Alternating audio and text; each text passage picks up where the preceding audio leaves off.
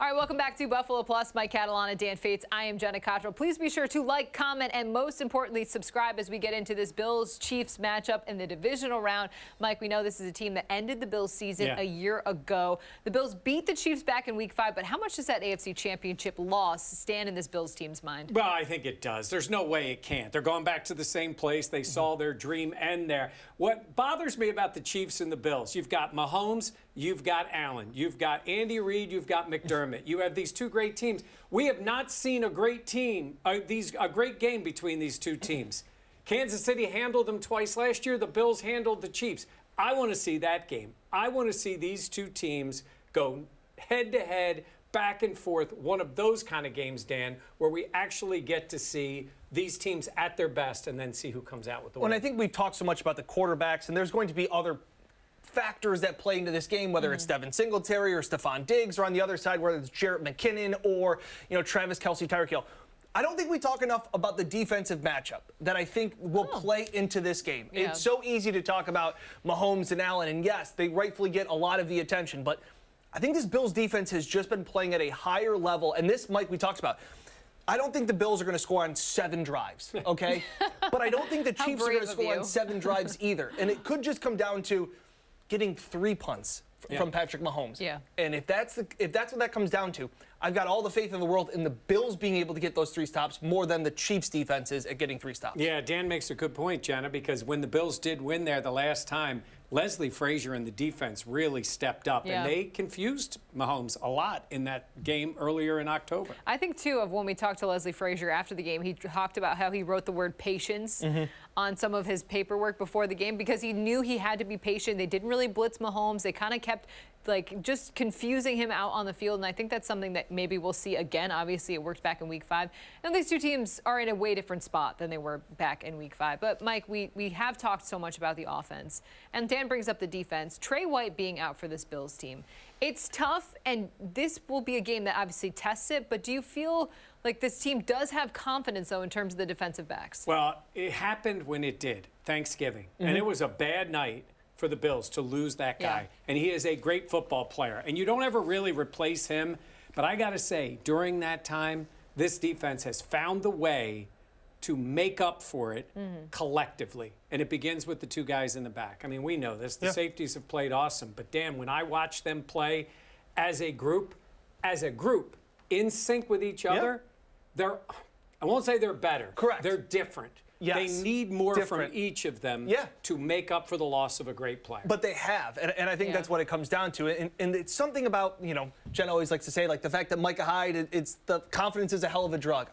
They've used the Trey White going down as a rallying point, and I'm an Atlanta Braves fan. When Ronald Acuna went down, everybody kind of stepped up for the Braves. They went on to win a World Series. Like, that's just where you talk about they're not better. Obviously, when you lose Trey White, you're not better. But the way that they're playing, how in sync they are, the way that they are all kind of playing as one, all 5 between Dane Jackson, Taron Johnson, Levi Wallace, and then obviously the all-pro safeties, they're playing at a number 1 level, which they have shown in the stats. So, like, the numbers don't lie there. Like, they're playing a really good team. It's just the fact of you're going up against Patrick Mahomes and Tyreek Hill. And it is something that we haven't seen as much out of the defensive backfield because they have been so good.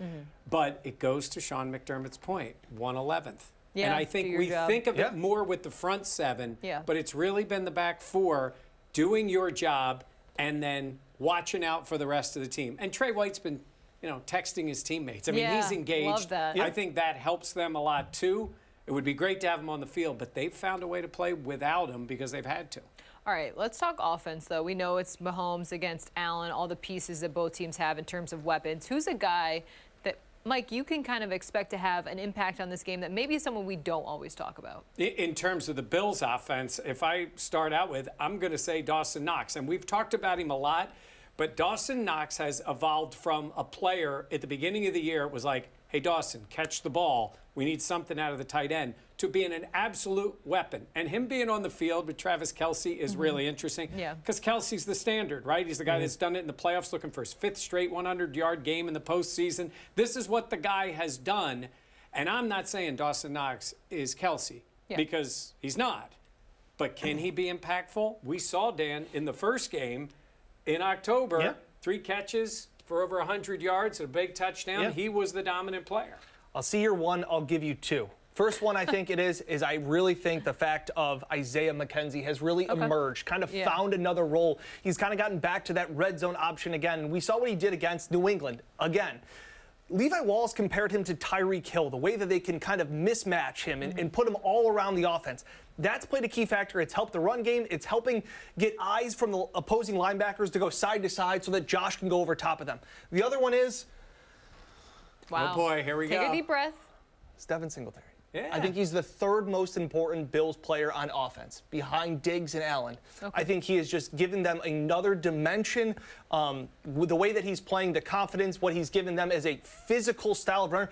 He's kind of embracing what Sean McDermott and them wanted to be offensively. This physical style, those two guys, I think, have to make difference plays. Yeah. Jenna, just tell him. Dan has seen the light. He has. This is a safe space. I'm very proud of you. This is very It takes big. a lot. It takes a lot from you, and the people in Buffalo Plus that watch know that's definitely the case. It All right, is. Dan, what is your pick for this game? I got the Bills winning this one in a close one. I think it's 31-29. I think it's a weird score game. I think there might be a missed extra point that maybe Andy Reid now all of a sudden has to think about chasing points. But this game comes down to the defense. We will talk a ton about the offense, and Josh Allen has to play at another high level for the Bills to win. But I think this game comes down to who can get more stops defensively. And I have a lot more faith in the Bills defense than the Chiefs defense. I know they're talking about how they've been so good since week 8. I think it's a whole bunch of fool's gold. I don't think they're that good. Yeah. And I think Josh Allen will have a easier day than Patrick Mahomes will have against the Bills defense. Andy Reid's just going to clip that and play that for the Chiefs to listen to. He's a big Buffalo Plus supporter. He is. That's what he said. And chocolate cake supporter. chocolate cake. We've heard that as well. All right, I also have the Bills winning in this one. I have the score being 38-31. I think this is going to be one of those games where defense is kind of optional in terms of we know there's going to be a lot of points. But I agree with Dan's statement of this Bills defense. I have more confidence in them. I think this team is also hungry by the way last season ended. And that is something that sticks in these guys' minds. They might not always talk about that being motivation, but I think this Bills team does have a huge chip on their shoulder after the way last year ended. That being said, I have more trust in the Bills defense, in Josh Allen. I know it's going to be a hostile environment on the road, but I think the Bills win this one. And by 7 points. Yeah. When I look at this game, I think of the spot that Kansas City's in. This is a team that's been to 2 Super Bowls, 3 AFC title games, right? And that edge, having been there and done it and succeeded, is big for them. But the Bills now have experience, and it's a negative one. The way they played in the championship game, they got handled. I think they feed off of that. I think they come off of this game when they played and destroyed the New England team was better, obviously, than they played in any playoff game last year. This team has gotten things right. Josh Allen is ready for his big moment. He takes them back to the AFC Championship game. I have the Bills winning at 33-27. All right, we will be in Kansas City as well. Mike Catalana as well as myself. Dan will be holding it down in Western New York. Please be sure to like, comment, and subscribe. We have plenty more Bills content coming up as the Bills head to Kansas City to face off against the Chiefs in the divisional round. Thank you so much for joining us. We'll catch you next time on the Buffalo Plus channel.